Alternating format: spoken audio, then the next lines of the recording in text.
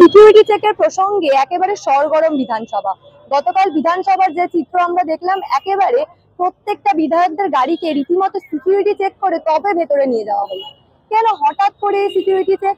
এবারে 9 তারিখ থেকে বিধানসভা অধিবেশন শুরু হয়েছে, তাহলে এতদিন সিকিউরিটি চেক হয়নি, তবে হঠাৎ করে এই বিরোধী দলনেতা শুভেন্দু অধিকারী মাথায় তুলসী মঞ্চ নিয়ে যে পদযাত্রা করলেন, তারপর থেকে কেন সিকিউরিটি চেক করা হচ্ছে? ইতিমধ্যে কিন্তু বিভিন্ন মহলে এই নিয়ে প্রশ্ন উঠেছে, বিধায়করা সরাসরি প্রশ্ন তুলছেন।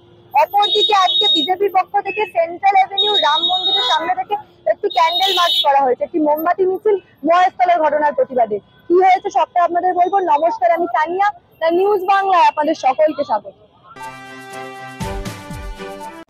যেমনটা আপনাদের বলছিলাম, গতকাল বিধানসভার বাইরে যে চিত্র আমরা দেখলাম, বিজেপি বিধায়ক সহ অন্যান্য সকল বিধায়কদের গাড়ি পর্যবেক্ষণ করা হলো, রীতিমতো সিকিউরিটি চেক করা হলো। তারপর থেকে বিভিন্ন মহলে প্রশ্ন উঠতে শুরু করেছে, বিধায়করা প্রশ্ন তুলছেন যে হঠাৎ করে কেন বিধানসভার বাইরে এই সিকিউরিটি চেকটা হচ্ছে, আগে তো হয়নি। কারণ এবারে বিধানসভা অধিবেশন গত 9 তারিখ থেকে শুরু হয়েছে, তাহলে সেই জায়গা থেকে দাঁড়িয়ে হঠাৎ করে এখন কেন সিকিউরিটি চেক হচ্ছে? যদিও স্পিকারের পক্ষ থেকে জানানো হয়েছে যে বিজেপি বিধায়ক সহ অন্যান্য বিধায়কদের নিরাপত্তার জন্যই এই সিদ্ধান্ত নেওয়া হয়েছে, তবুও প্রশ্ন থেকেই যায় যে এতদিন হলো না, হঠাৎ করে গত বৃহস্পতিবার যে চিত্র আমরা দেখলাম, তারপরে ওই যে তুলসী গাছ নিয়ে যে পদযাত্রা, তারপর থেকেই কেন সিকিউরিটি চেক হচ্ছে? একবার সিকিউরিটি চেক কিভাবে হচ্ছে দেখাবো আপনাদের।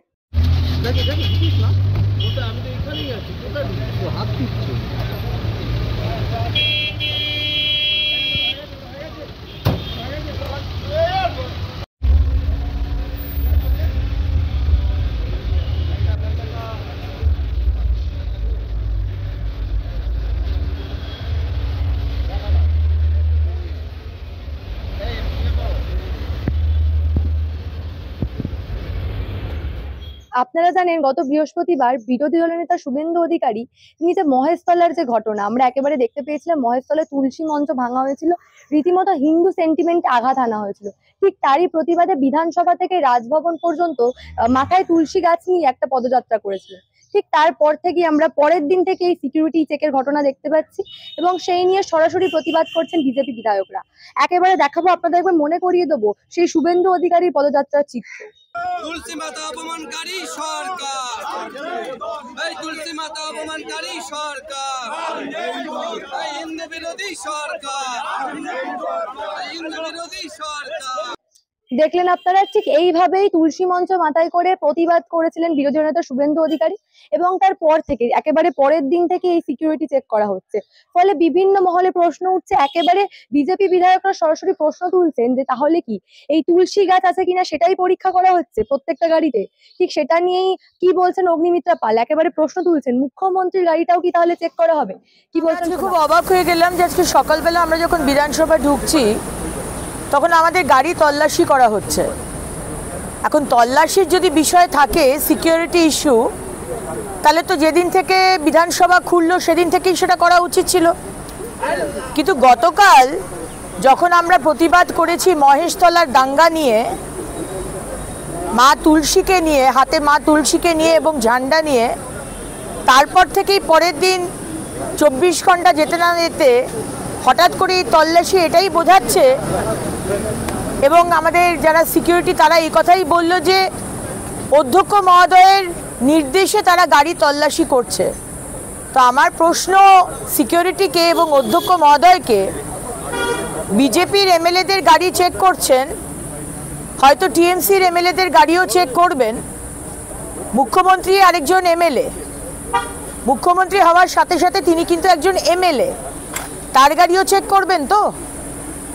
এবং অধ্যক্ষ মহোদয়, আপনি যদি মনে করে থাকেন যে আমাদেরকে গাড়ি চেক করে আপনারা আমাদেরকে মানে প্রতিবাদ করা থেকে আটকাবেন, প্রতিবাদ কিন্তু চলবে। সে আপনি আমার গাড়ি চেক করুন, আমাদের গাড়ি চেক করুন, আমাদের ঝান্ডা বা তুলসী মা তুলসী গাছ ভেতরে না নিয়ে যেতে দিন, প্রতিবাদটা কিন্তু হবে। আপনি প্রতিবাদ আমাদের আটকাতে পারবেন না। যদি সেই ইন্টেনশনে আপনি আমাদের গাড়ি চেক করছেন, প্রতিবাদ কিন্তু চলবে। বাঙালিকে প্রতিবাদ থেকে বিরত আপনি রাখতে পারবেন না। আজকে বিজেপির পক্ষ থেকে সেন্ট্রাল অ্যাভিনিউ রাম মন্দিরের সামনে থেকে এই যে মহেশতলার ঘটনার প্রতিবাদে একটি মোমবাতি মিছিল করা হয়েছে। সরাসরি মিছিলে এসে উপস্থিত হয়েছেন বিরোধী নেতা শুভেন্দু অধিকারী এবং মিছিল থেকে বিজেপি নেতৃত্ব বিভিন্ন বার্তা দিয়েছে এই মহেশতলার ঘটনা নিয়ে। কি বলছেন তারা একবার শোনাবো।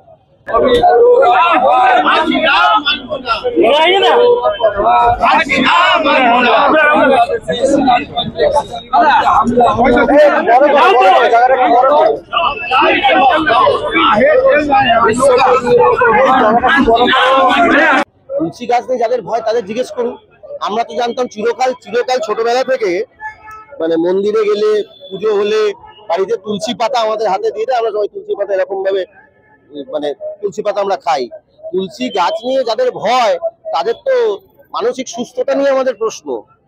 এবার তো করতে করতে আমরা তো একটাই কথা বলছি, এটাকে তো আস্তে আস্তে এই পশ্চিমবঙ্গটাকে বাংলাদেশ বানিয়ে দেওয়া হচ্ছে। বাংলাদেশে যা ঘটছে এখানেও দেখছি তাই ঘটছে।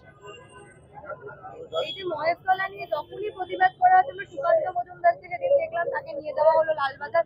মহেশতলার ঘটনাকে নিয়ে প্রতিবাদ করলে এরকম আচরণ করা হচ্ছে। এটাই তো হচ্ছে, প্রতিবাদ করলেই আপনাকে সঙ্গে সঙ্গে আপনাকে চেপে ধরা হবে, গলা টিপে ধরা হবে। আর দিকে দেখুন তো আমাদের কি নাম যেন অনুব্রত মণ্ডল এই করে নাচছে। পুলিশকে তার স্ত্রী তার মাকে অশ্রাব্য ভাষায় গালিগালাজ করার পরও সে নিশ্চিন্তে ঘুরে বেড়াচ্ছে। পুলিশের গাড়িতে বোমারও বাড়লেও সে নিশ্চিন্তে ঘুরে বেড়ায়। আর আমরা অন্যায়ের প্রতিবাদ করতে গেলে আমাদের রাজ্য সভাপতিকে কখনো অ্যারেস্ট করা হয়, সুকান্ত মজুমদারকে, কখনো এলওপি শুভেন্দু অধিকারীকে অ্যারেস্ট করা হয়। কি করবেন আপনি? এটা ভারতীয় জনতা পার্টি প্রতিবাদ বাংলার বুকে করবে, চলতে থাকবে যতক্ষণ না এই জগদ্দল পাথর তৃণমূল এখান থেকে সরবে। আমাদের প্রতিবাদ চলতে থাকবে। মহেশতলে আগুন জ্বলছে, অপরদিকে আমরা দেখতে পাচ্ছি তৃণমূলের এখনো আলোচনার বিষয় হচ্ছে 21শে জুলাই। এবং আচ্ছা আপনি একটা কথা বলুন না, মহেশতলায় আগুন জ্বলছে দেখতে পাচ্ছেন না? এই যে আইসিকে এই ভাষায় গালাগালি করা হলো, অনুব্রত আজকে এই মিটিং উপস্থিত তো। অন্য কেউ হলে কান ধরে তাকে আগে বার করে দিত, তাকে জামাই আদর করে ওখানে বসিয়ে মিটিং করছে। এদের কাছ থেকে আপনি এর বেশি কি আশা করেন? কিচ্ছু আশা করবেন না।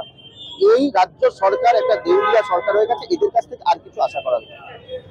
সমস্ত বিষয়টা আপনাদের সামনে তুলে ধরলাম। এই বিষয় নিয়ে আপনারা কি ভাবছেন? আপনাদের মূল্যবান এবং গুরুত্বপূর্ণ মতামত অবশ্যই জানাবেন দ্য নিউজ বাংলার কমেন্ট সেকশনে এবং দেখতে থাকুন দ্য নিউজ বাংলা।